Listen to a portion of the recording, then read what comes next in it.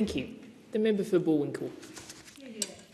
Thank you. Speaker, I rise today to air a profound grievance on behalf of the people in my electorate of Bullwinkel and indeed right across Western Australia. And my grievance is that with the legacy of housing. The housing neglect that was left behind by the previous coalition government after a decade-long failure that stripped dignity away from aspiring homeowners and renters alike. For 10 long years, those opposite treated housing not as a fundamental human rights or a cornerstone of community security, but as an afterthought. They looked the other way while the dream of home ownership drifted further and further out of reach, particularly for the younger generation. And too many Australians grew up feeling that the entire housing market was stacked against them. But, Speaker, housing is central to the security and dignity of all Australians. It is the foundation on which families are built, careers are launched and communities thrive. And I'm proud to stand here today as part of the Albanese Labor Government that hasn't just recognised the crisis, we've met it head-on with the most ambitious national housing agenda that we've seen in generations. And, Speaker, we don't just talk about housing in this building, we are actually delivering it on the ground where it matters. Just last week, I had the immense privilege of being part of a major housing forum held in collaboration with my WA Federal Caucus members and colleagues. And this wasn't a closed-door meeting, it was a massive collaboration, a powerhouse of action. We brought together the Federal Minister for Housing, Minister Claire O'Neill, alongside our State Housing Minister, Mr John Kerry, and hundreds of vital stakeholders.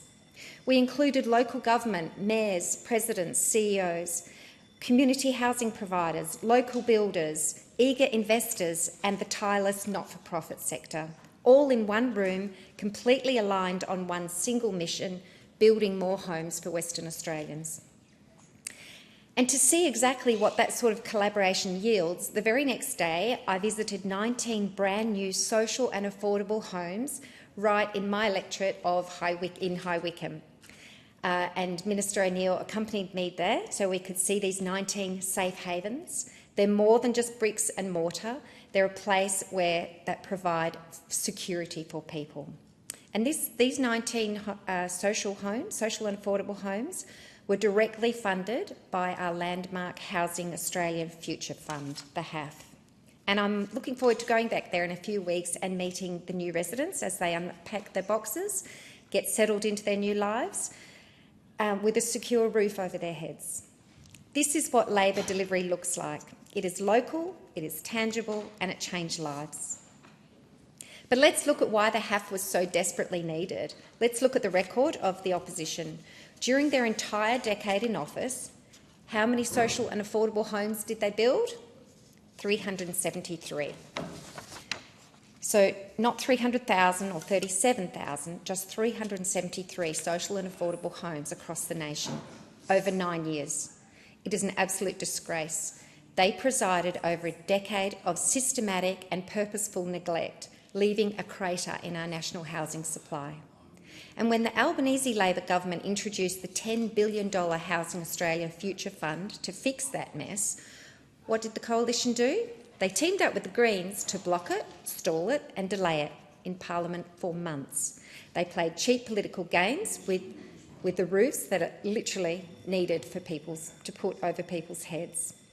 And even worse, they have committed to cutting this vital funding if they're ever re-elected. The opposition has shown time and time again that they are only interested in saying one word: no. No to Help to Buy, no to social and affordable housing, no to tax cuts, no to build to rent, no to helping everyday Australians buy a home.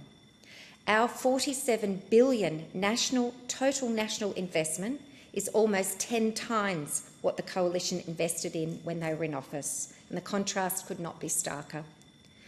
So, Speaker, we know that only sustainable long-term fix to the housing crisis, the only answer is to build more homes. Supply is the key. And that's why we've set a bold, ambitious national target under Minister O'Neill to build 1.2 million homes over the 5 years. We are actively delivering 55,000 social and affordable rental homes, and we're reserving 100,000 of those specifically for first home buyers. To unlock these builds, we're not just writing cheques, we're unblocking the system. We're training a new generation of tradies with free TAFE. We're building the vital neighbourhood infrastructure required, and we're aggressively cutting red tape.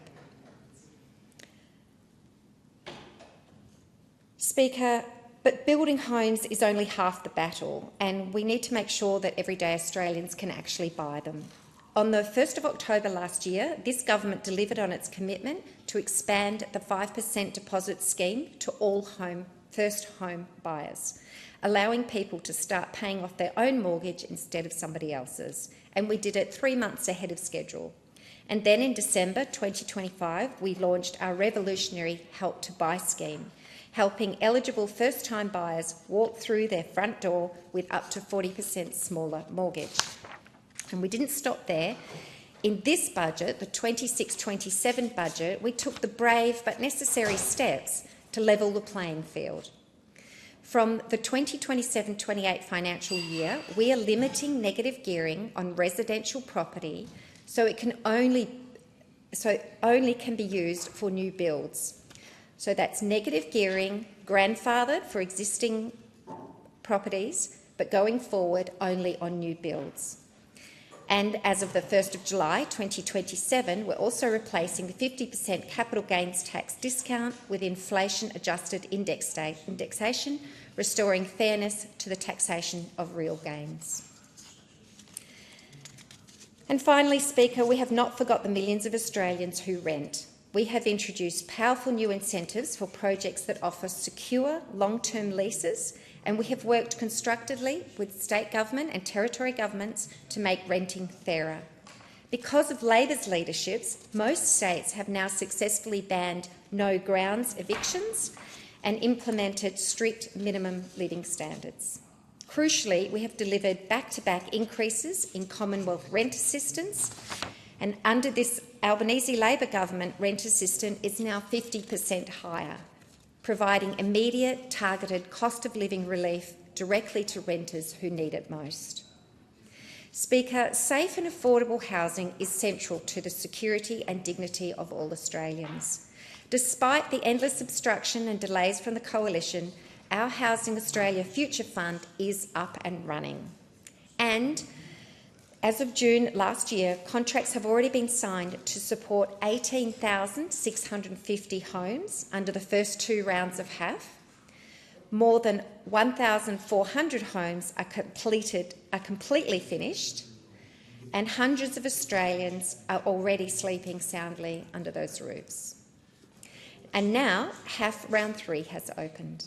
It is our largest round to date, set to deliver more than 21,000 more social and affordable homes. And this builds beautifully on our $2 billion Social Housing Accelerator payment and our $1 billion HAF Crisis and Transitional Program. Speaker, the momentum is real. You can see it nationally in the budget figures, and you can also see it locally in places like High Wycombe in the seat of Bullwinkel.